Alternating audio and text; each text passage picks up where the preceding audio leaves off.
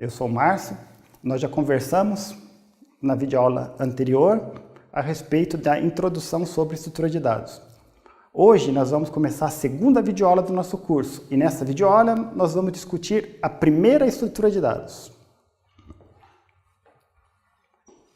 Quando nós estudamos estrutura de dados, nós começamos por uma estrutura de dados chamada lista linear. Só que essa estrutura de dados, ela é uma estrutura bem genérica e ela tem algumas variantes que são tipos de listas lineares mais simples, que são mais, de certa maneira, mais simples de entender. Então nós geralmente não começamos pelas variações de listas lineares, para depois, posteriormente, nós falarmos da lista linear. As duas variações que nos interessam são a pilha e a fila, que são tipos de listas lineares. Por essa razão, nós vamos começar por elas. Nesse primeiro momento, nós vamos falar da pilha, ok? Bom, o que é uma pilha? Para entender uma pilha, é importante a gente pensar na nossa vida cotidiana, que nós geralmente fazemos pilhas de coisas nas nossas casas. Por exemplo, vamos pensar aqui em livros. Eu tenho aqui alguns livros e eu quero colocá-los, esses livros, numa pilha de livros.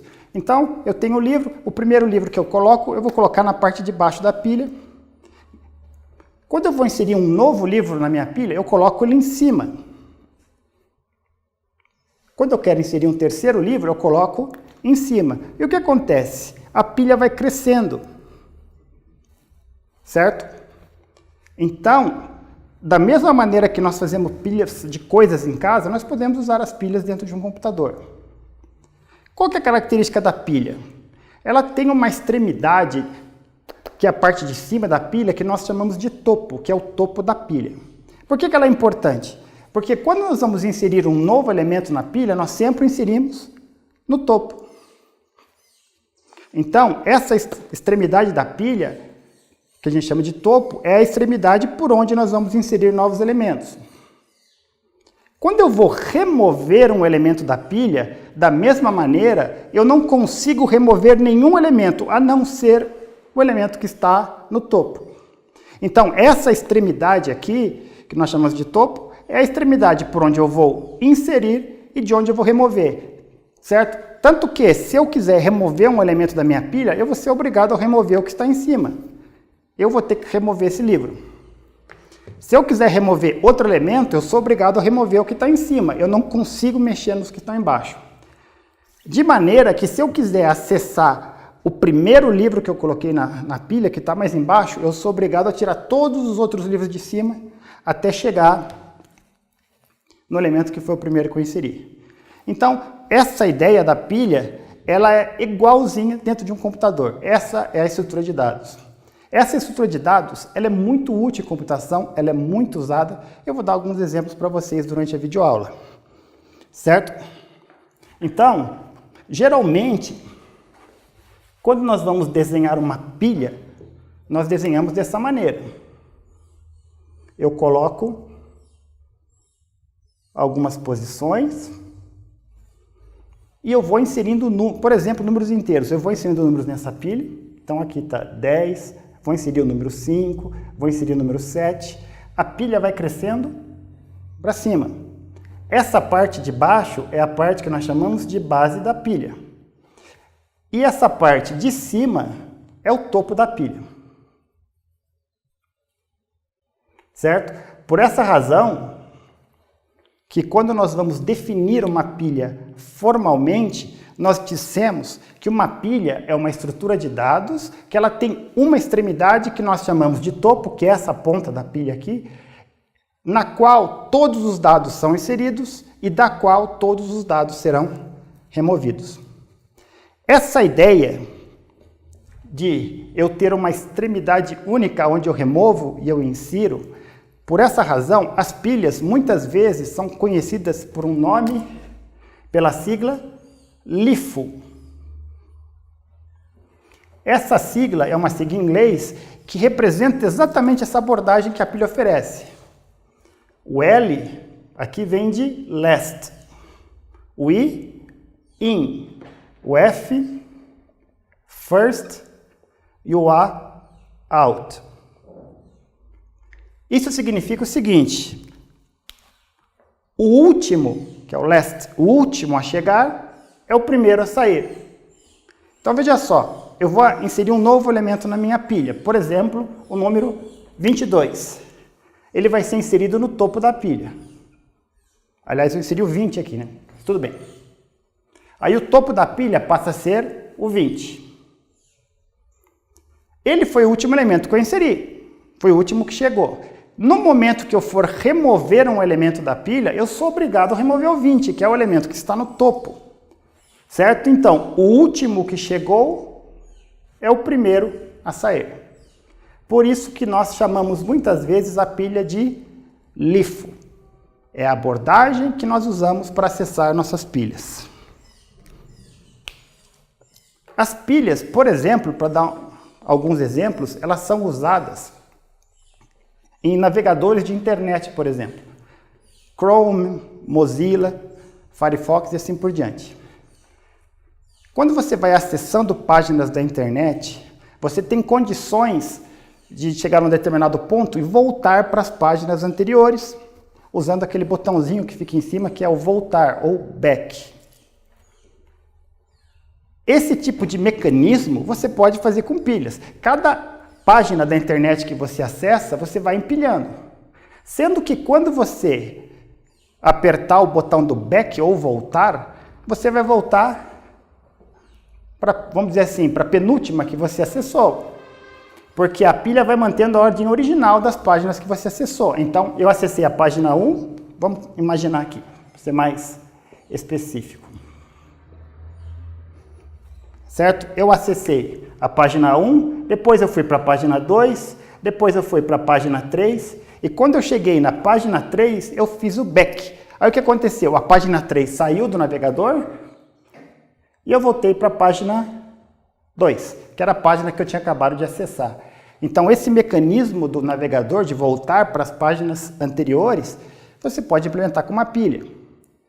Quando você está fazendo uma edição de texto, no Word, por exemplo, no editor de texto, e você cometeu um erro, você vai digitar, por exemplo, Ctrl Z, que é o que volta as últimas coisas que você fez no Word. As últimas edições que você fez no Word, ele desfaz. E tem em cima do Word também um botãozinho que você consegue voltar. Então, quando você está voltando, você desfaz uma coisa que você fez no Word para corrigir, você também pode fazer com uma pilha.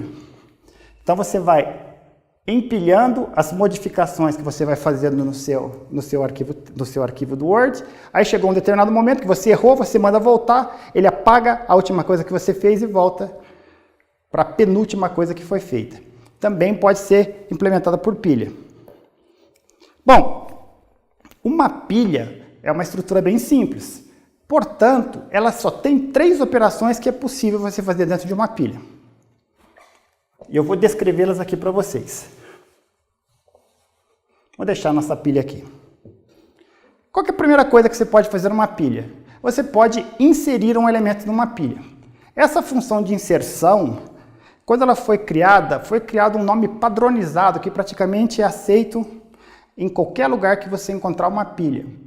Só a estrutura de pilha na computação tem essa peculiaridade de ter nomes específicos para as funções de inserção e remoção. Então, toda vez que você vai inserir um elemento numa pilha, você diz que você vai fazer uma operação push. Quando eu quero inserir um elemento numa pilha, eu preciso dizer qual é esse elemento que eu quero inserir. Então, a função push, ela sempre vai vir acompanhada com um valor que é o valor que você quer inserir na pilha. Então, nós escrevemos assim, push valor. Então, esse comando, ele vai inserir esse valor, certo? No topo da pilha. Certo? É isso que o push faz. Vai inserir esse valor que o usuário digitou no topo da pilha. Então, se o usuário quiser inserir o número 10 na pilha, ele vai escrever push 10. A segunda operação que você pode fazer numa pilha é chamada de pop, que é remoção. Certo? Então, quando eu executo uma função pop, eu estou removendo um elemento da pilha. Quando eu vou remover um elemento da pilha, eu não tenho alternativas. eu sou obrigado a remover o elemento que está no topo da pilha. Eu não posso escolher quem eu quero remover. Por essa razão, o POP não tem nenhum tipo de argumento, nenhum tipo de parâmetro. Então, o POP ele vai remover valor, certo? Que estiver no topo da pilha.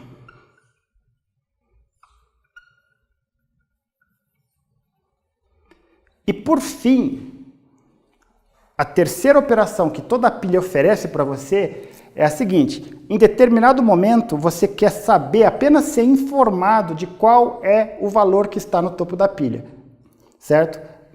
Essa operação ela não tem um nome padronizado. As únicas operações que tiveram nomes padronizados foi o push e o pop, só essas que têm nome padronizado, certo? Essa terceira operação que você pode fazer numa pilha é uma operação que a gente chama de informar. Ela vai informar para você qual o elemento que está no topo da pilha, certo? Então vamos imaginar aqui.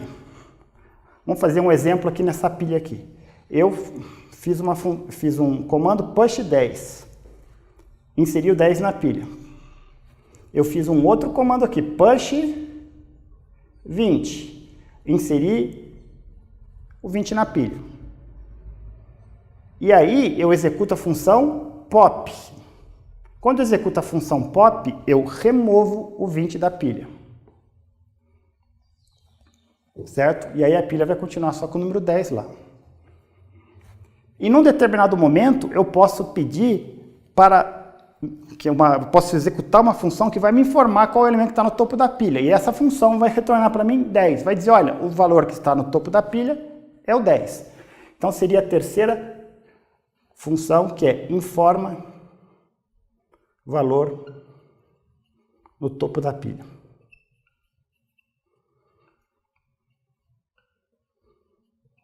É isso que dá para fazer com uma pilha, certo? Eu vou dar um exemplo aqui para concluir de um tipo de problema que você tem em computação, que todos os livros de estrutura de dados mostram que que você consegue resolver com pilhas e é difícil você resolvê-lo sem pilhas, que é a verificação de uma expressão aritmética para verificar se ela está correta em termos do uso de sinais de parênteses, colchetes e chaves. Certo? Vou mostrar para vocês.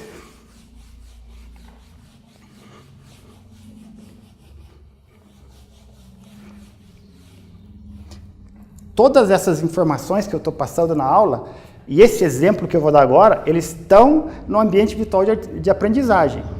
Todos descritos lá. Vocês podem consultar lá, que esse exemplo está lá. É explicado com bastante detalhes. Então vamos imaginar que eu tenho essa seguinte situação. Eu tenho uma expressão aritmética que usa chaves, colchetes e parênteses.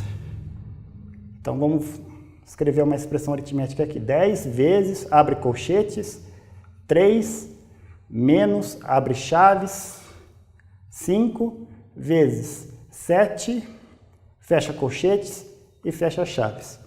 O meu objetivo aqui é informar se esta expressão aritmética está correta em termos do uso de parênteses.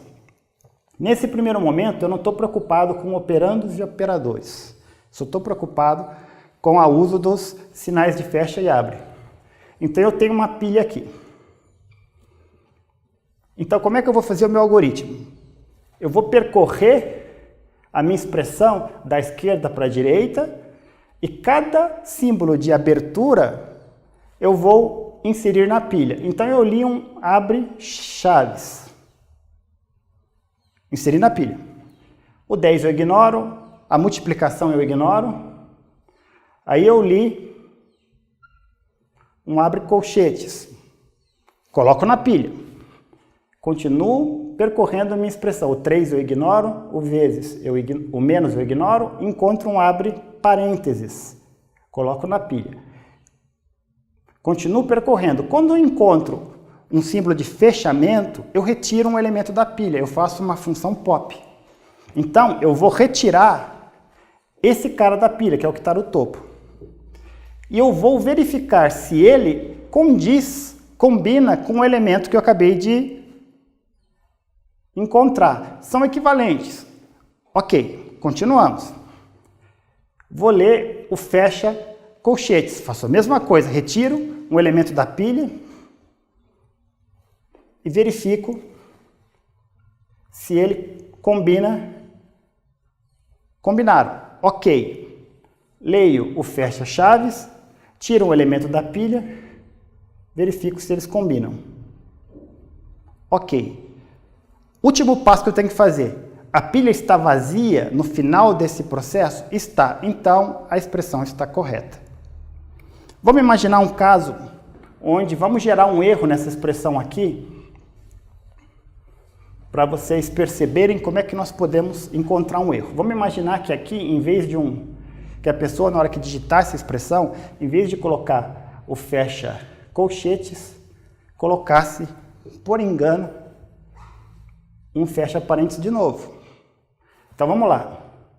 Leio chaves, leio o colchetes, leio o parênteses, leio o fecha parênteses, vai bater, né? Vai ser igual, e tiro da pilha. Leio de novo o fecha parênteses, retiro da pilha um fecha colchetes, eles não combinam, mando uma mensagem para o usuário dizendo a sua expressão está errada. Então, são 3 situações que você tem que verificar para saber se a sua expressão está certa ou está errada. Primeira situação é essa que eu mostrei aqui. Você lê um símbolo de fechamento e verifica que ele não combina com aquele que você retirou da pilha. A expressão está errada. Outra coisa que pode acontecer, vamos imaginar essa situação aqui. Certo? Onde você conseguiria, nesse terceiro passo, você iria ler o abre colchetes, ia tirar da pilha, ia dar certo, e você terminar a sua expressão. Nesse momento, você olha para a pilha não está vazia, a expressão está errada. Certo? E uma terceira situação, vamos imaginar um caso de uma expressão completamente errada, uma expressão que seja feita assim, que você comece pelo fecha parênteses, em vez de começar pelo abre parênteses. No momento em que você encontrasse esse símbolo, você ia tentar fazer uma função de retirada de elemento da pilha, você ia tentar remover um elemento da pilha, fazer uma função pop. Não ia conseguir, porque tua pilha estaria vazia, certo? Não ia ter ninguém na pilha para você remover. Nesse caso, você diz para o usuário que a expressão está errada, ok? Então, resumindo, 3 erros possíveis. No final de eu percorrer a expressão, a pilha não está vazia. Se eu tentar fazer uma operação de pop e a pilha estiver vazia, também está errado. E se eu conseguir fazer a função de pop, mas não combinar os sinais, também a expressão está errada. Esse exemplo está no ambiente virtual de aprendizagem. Então vocês podem olhar que esse exemplo está descrito lá com bastante detalhes. Certo? Então eu termino a videoaula de hoje, a videoaula agora, e na próxima videoaula eu vou mostrar como é que nós podemos implementar uma pilha usando Pascal. Até a próxima!